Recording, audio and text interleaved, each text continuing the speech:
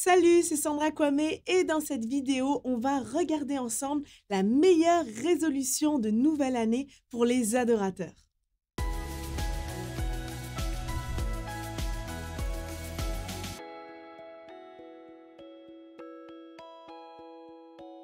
Bienvenue sur ma chaîne YouTube pour un mode de vie d'adoration.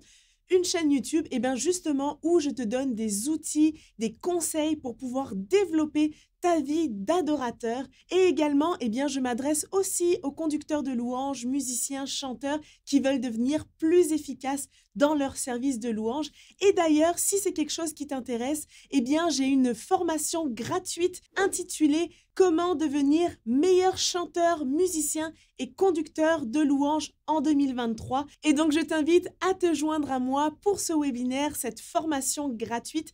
Tous les détails sont sous cette vidéo et tu as également le lien pour t'inscrire. Bon, maintenant, si tu es sur cette vidéo, c'est que tu aimerais savoir quelle est la meilleure résolution de nouvelle année pour les adorateurs. Laisse-moi te dire que cette résolution est nulle autre que la présence de Dieu. Et donc, avec cette vidéo, j'aimerais te proposer 4 étapes simples que tu vas pouvoir faire pour te reconnecter à lui, surtout si en ce moment, peut-être que tu te sens éloigné de Dieu, si tu as besoin d'être renouvelé dans ta passion pour lui, pour sa parole et pour le servir. Dans cette vidéo, j'aimerais t'encourager à rechercher la présence de Dieu, à chercher à être connecté à elle encore plus cette année. Et comme d'habitude, je m'adresse aux worship leaders, aux chanteurs, aux musiciens qui servent Dieu dans leur église, mais également à tous, car la présence de Dieu est pour nous un essentiel. Notre environnement idéal, celui pour lequel nous avons été créés, c'est rien de plus et rien de moins que la présence de Dieu. Nous avons besoin de sa présence constamment. Et Dieu avait justement donné cet accès illimité à Adam dans le jardin d'Éden. La terre n'était pas encore formée, que sa présence était déjà accessible. Et la Bible dit que la terre était informe et vide et qu'il y avait les ténèbres à la surface de l'abîme, mais l'Esprit de Dieu planait au-dessus des eaux. Dans Genèse 1, verset 2. En fait, c'est simple, on ne peut pas fonctionner correctement sans la présence de Dieu. Et de la même façon qu'un poisson ne peut pas vivre lorsqu'il est hors de l'eau ou qu'une plante ne peut pas vivre lorsqu'elle n'est pas plantée dans la terre, nous aussi, nous avons constamment besoin d'être dans la présence de Dieu pour vivre et poursuivre les plans qu'il a prévus pour nous ici-bas sur cette terre. Et en fait, si on a besoin aujourd'hui de rechercher la présence de Dieu, c'est parce que le péché nous a séparés de sa présence. Déjà, Adam, au commencement, mais encore aujourd'hui, le compromis du péché nous éloigne du Saint-Esprit et de la présence de Dieu. La Bible dit encore une fois, tous ont péché et sont privés de la gloire de Dieu, dans Romains 5, verset 35. Et donc Dieu est saint. Et lorsque nous laissons place au péché dans notre vie, parce que nous faisons, parce que nous regardons ou parce que nous disons, sa présence ne peut rester. Et pourtant, l'homme a été créé à l'image de Dieu et donc devait refléter aussi sa sainteté. Mais en péchant, on a perdu notre ressemblance parfaite avec Dieu. Alors heureusement, Dieu nous a envoyé son Fils Jésus pour rétablir cette connexion avec lui. Et justement, je t'encourage en 2023 à rechercher encore plus de sa présence. Et donc, j'aimerais te proposer 4 étapes simples pour te reconnecter à lui. Alors, on va commencer en lisant ensemble Hébreux chapitre 12, versets 1 et 2.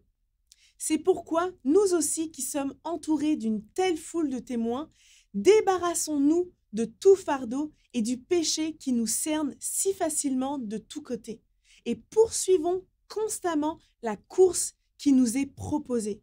Gardons les yeux fixés sur Jésus qui nous a ouvert le chemin de la foi et qui la porte à la perfection. Étape 1. Débarrasse-toi de tout fardeau. Les fardeaux, c'est pas toujours quelque chose de gros, de lourd ou d'intense. Ça peut parfois être quelque chose de banal et même sans gravité.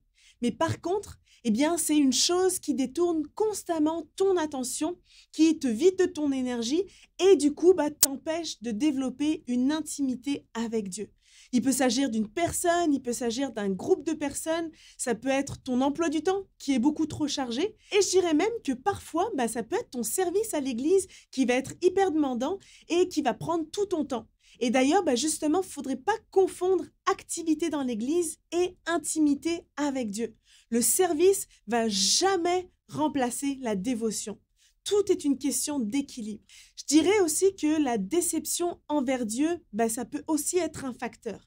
Par exemple, tu attends une réponse depuis longtemps, les choses ne se passent pas forcément comme tu le voudrais ou comme tu l'espérais, ou alors peut-être que tu as été blessé par quelqu'un dans l'église et ça, justement, ça peut aussi bloquer dans ton intimité avec Dieu. Il y a aussi ta carrière, les heures supplémentaires, les études que tu fais et aussi une des choses courantes d'aujourd'hui, les réseaux sociaux, les médias sociaux. Et donc, toutes ces choses sont des poids qui détournent ton attention, qui drainent ton énergie et qui vont t'empêcher d'expérimenter cette intimité avec Dieu. Alors, je te dirais, identifie-les, identifie-le ou identifie les blocages qui te concernent et dépose-les aux pieds de Jésus pour qu'il puisse t'alléger de ses fardeaux. Ensuite, étape 2, éliminer le péché, surtout celui qui nous cerne si facilement de tous côtés. On a tous au moins un péché, voire plusieurs, qui sont récurrents dans notre vie. Et souvent, en fait, cela va créer de la culpabilité. La culpabilité, elle, va créer une séparation avec Dieu. Et cette séparation va forcément avoir un impact dans notre intimité avec lui.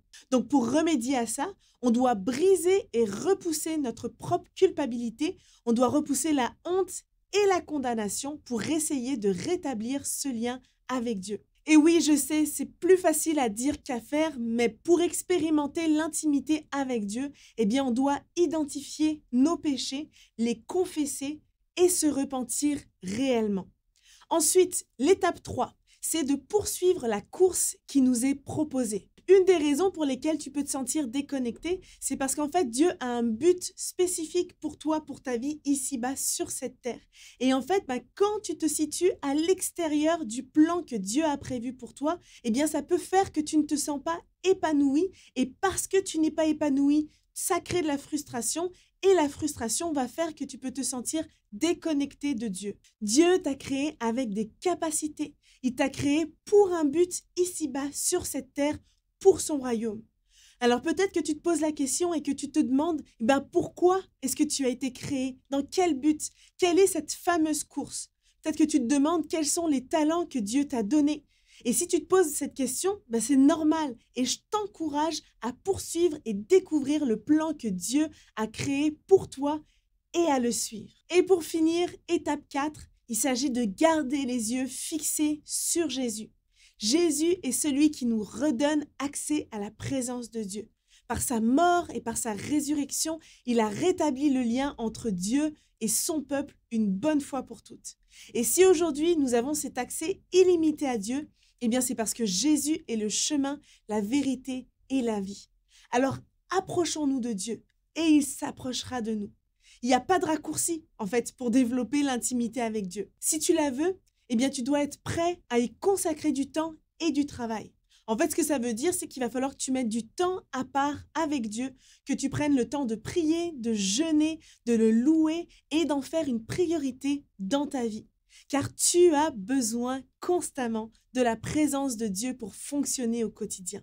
Tu as besoin de l'aide du Saint-Esprit pour réussir toutes ces étapes que je viens de te partager. Donc, recherche la présence de Dieu. Reconnecte-toi à lui en 2023. Cherche plus de lui en 2023 et tu verras, ton année sera totalement différente si tu demeures proche de Dieu, si tu apprends à l'écouter, à reconnaître sa voix, à lui parler, à lui confier tes besoins, à lui confier tes objectifs, à lui confier tes bonnes résolutions. Tu as besoin de la présence de Dieu pour ton service. Lorsque tu fais la louange, lorsque tu sers dans différents ministères, tu as besoin de la présence de Dieu. Donc c'est vraiment mon encouragement pour toi aujourd'hui. Prends cette résolution, cette meilleure résolution de début d'année, tu ne le regretteras pas. Donc c'est tout pour ma vidéo d'aujourd'hui, c'est vraiment un encouragement que j'avais à cœur de te partager en ce début d'année et je te rappelle également que si tu veux devenir encore meilleur dans ton service, que ce soit en tant que chanteur, musicien ou conducteur de louanges, eh bien tu peux tout simplement t'inscrire à mon webinaire en cliquant sur le lien qui se trouve sous la vidéo et moi je vous dis à la prochaine.